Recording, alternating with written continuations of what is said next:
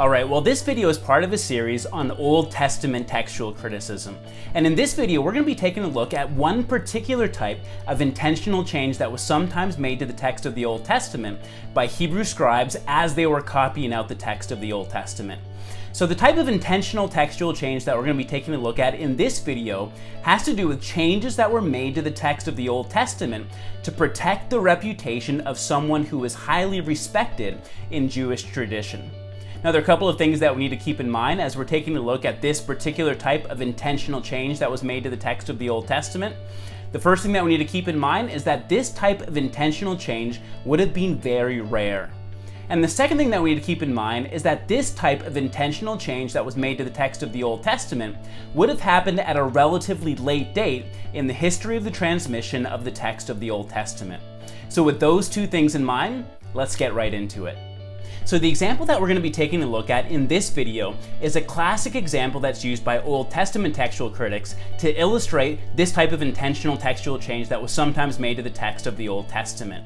And the example that we're going to be taking a look at is found in Judges chapter 18 and verse 30. But if we want to understand what's going on here in this particular passage, we need to know something of the context of Judges chapter 18 and verse 30. And to do that, we need to go all the way back to Judges chapter 17. Well, in Judges chapter 17, we end up encountering a person from the hill country of Ephraim named Micah. Now, Micah had stolen some silver from his mother, and in the course of time, he decided to return that silver to his mother. His mother ended up deciding to dedicate that silver to the Lord, and she had a silversmith make an idol using that silver. So Micah ended up making a shrine for this idol so that this idol could be worshipped by that family. Well, just before we get to the next section, it says that in those days there was no king in Israel, and everyone did what was right in their own eyes. And then we end up seeing an example of exactly what that looked like. So Micah ended up encountering a Levite from the town of Bethlehem in Judah, who ends up coming to the town where Micah was living. And this Levite had no place to stay.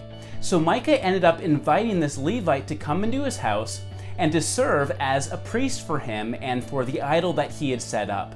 And because the Levite had no other place to stay, the Levite agreed to those terms and ended up serving as a priest for that idol that was made out of those pieces of silver.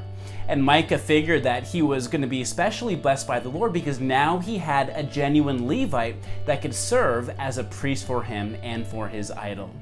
Well, when we get to chapter 18, the focus of the story shifts to the tribe of Dan. Now, at this point in the storyline of the book of Judges, the tribe of Dan hadn't found a permanent place yet to settle in the promised land. So they decided to send out 5 valiant men who would explore the land and find a permanent place for them to settle down as a tribe. And these 5 valiant men happened to end up spending the night at Micah's house. And they heard the voice of the Levite, who was serving as priest for Micah and for his idol, and they recognized his voice. Apparently, they had encountered him before. And so they decided to ask this Levite to inquire of God for them to see whether or not the mission that they had been sent on would be a success. And the Levite, who was serving as priest for Micah and for his idol, basically said that God would give them success in the mission that they were sent out to do. So the 5 valiant men ended up coming to a Canaanite town called Laish, and they found out that this was the perfect place for them to attack. The people were unsuspecting, and it was far enough away from larger Canaanite cities that they wouldn't be able to get help fast enough to be able to fight off the attack. So the 5 valiant men ended up going back to the rest of the tribe of Dan, and they took 600 warriors with them to set out to attack Laish and take it for themselves.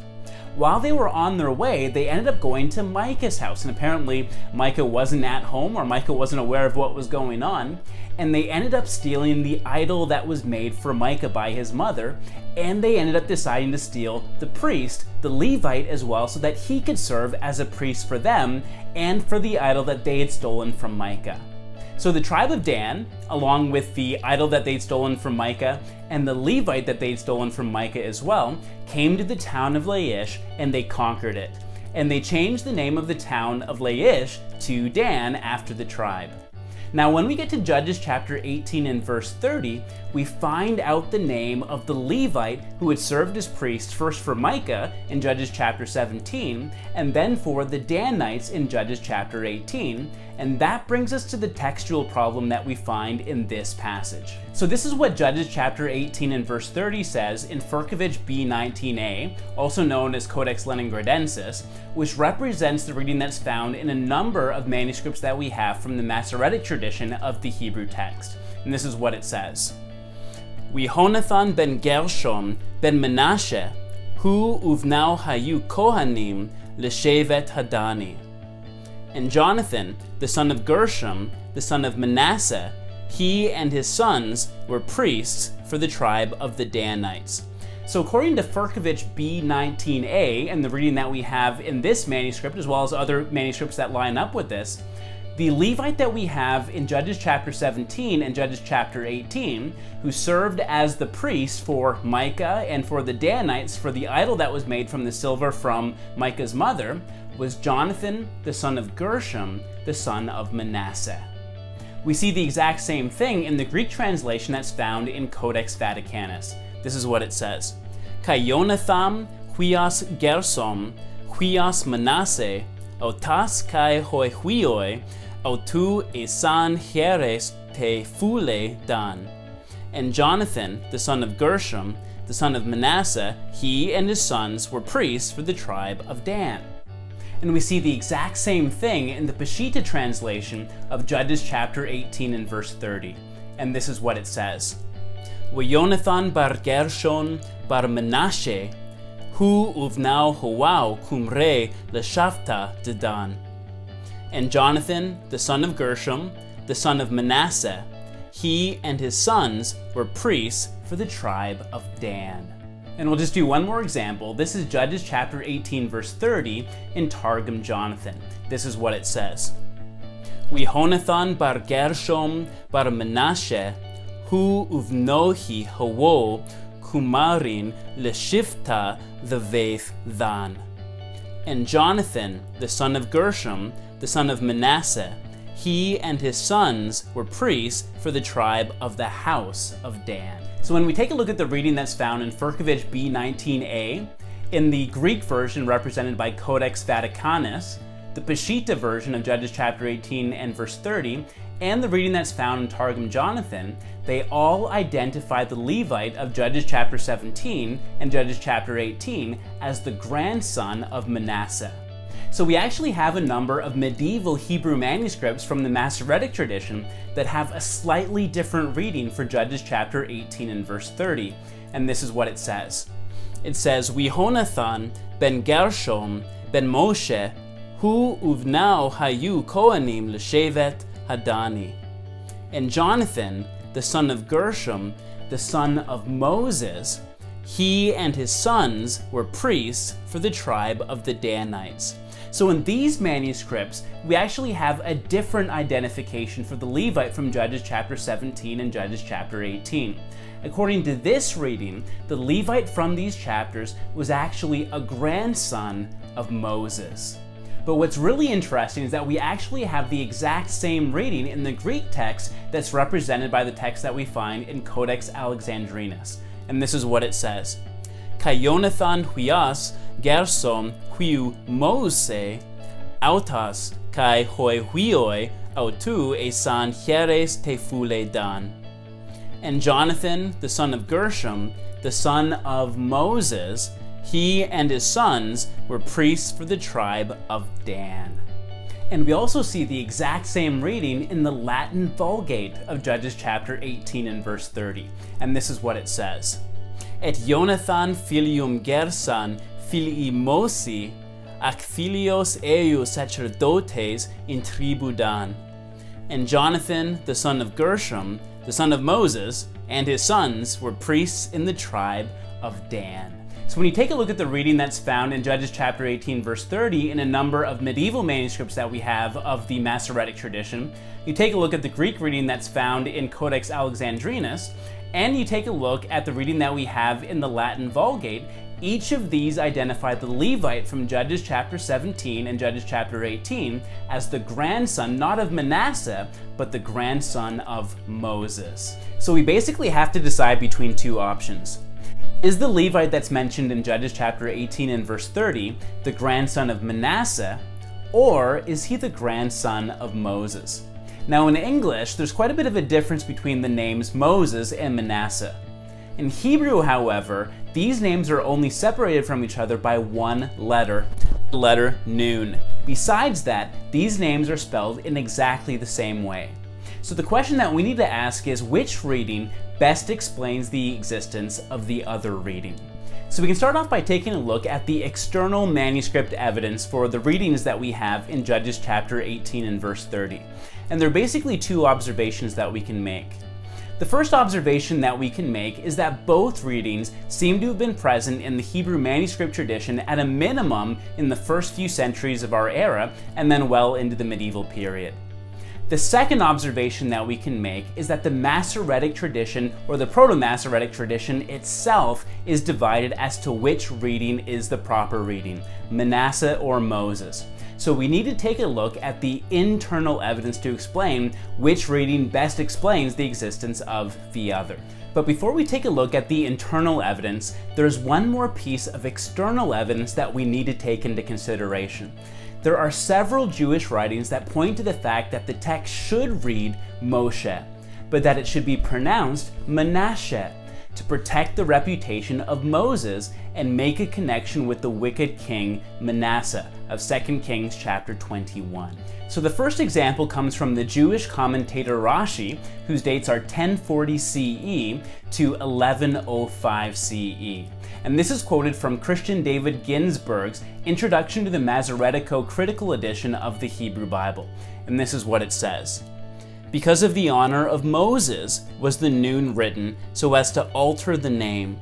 The Nun, however, is suspended to tell thee that it is not Manasseh, but Moses.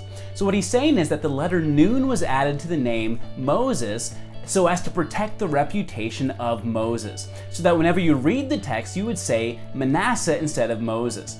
However, the Nun was written slightly above the other letters so that everyone would know that Manasseh is not the original reading, but the original reading is Moses. And that's exactly what you see in Firkovitch B19a. Notice when it says Ben Manasseh, it has the Nun suspended halfway above the other letters that we have here.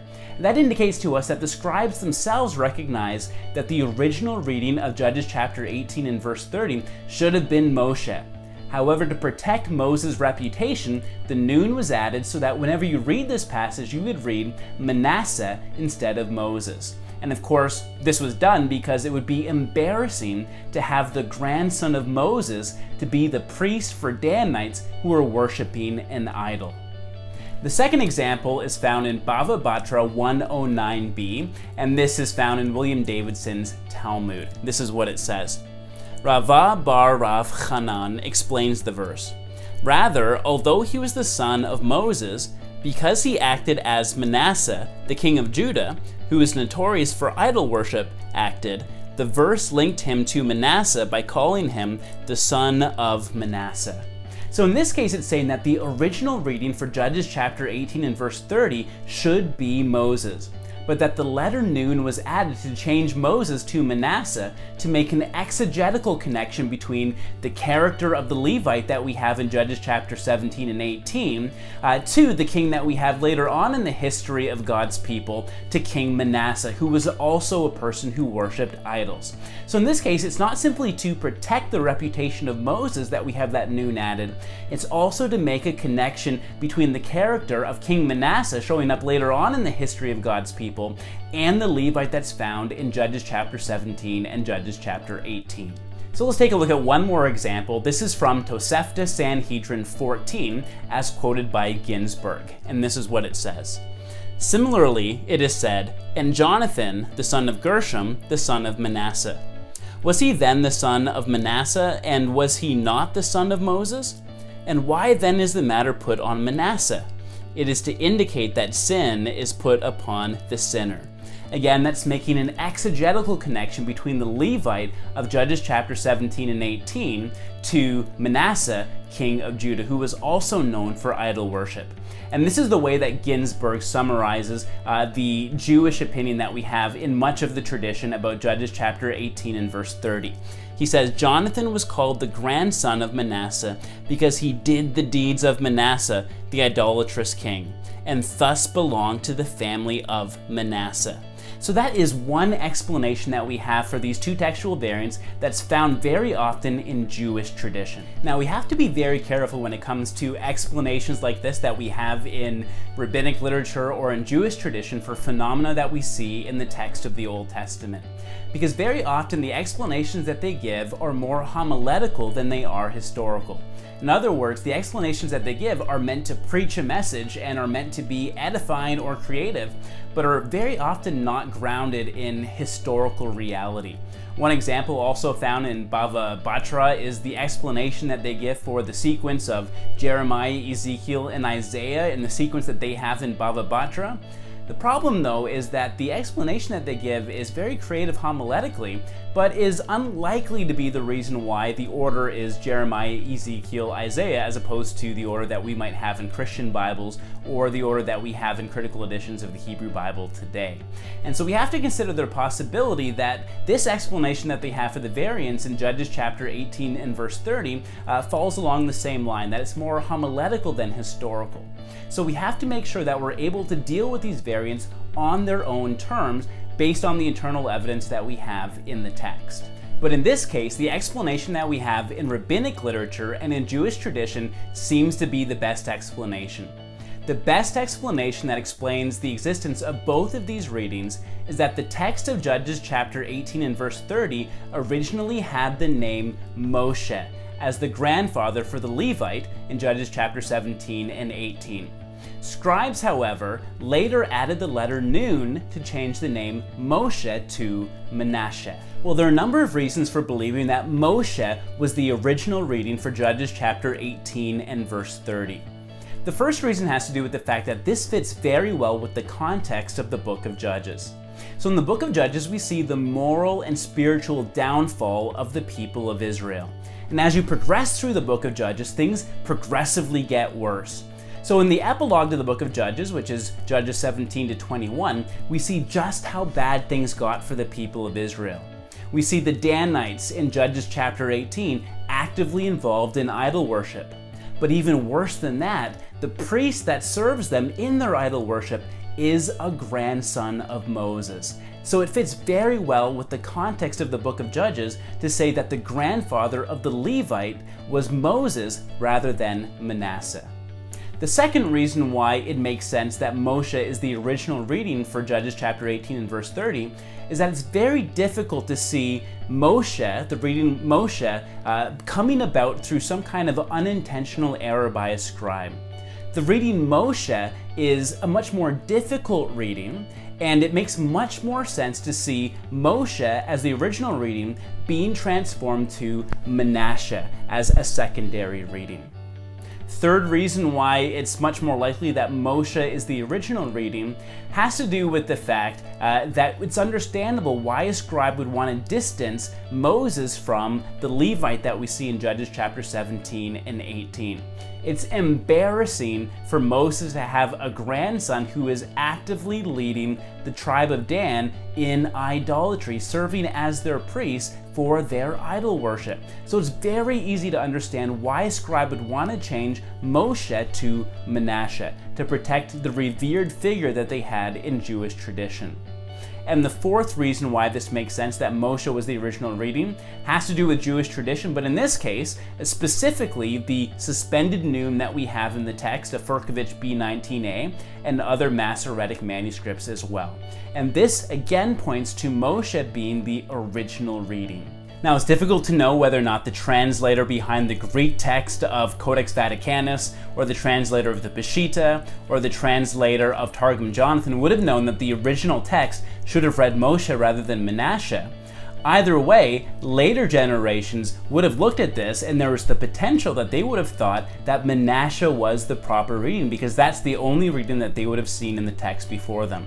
And we do know for sure that the King James Version misunderstood this passage based on how it was rendered in the manuscript that it was translated from. So in Judges chapter 18 and verse 30, in the King James Version, it says that the grandfather of the Levite was Manasseh. So in this video, we took a look at one particular type of intentional change that was sometimes made to the text of the Old Testament by Hebrew scribes as they were copying out the text.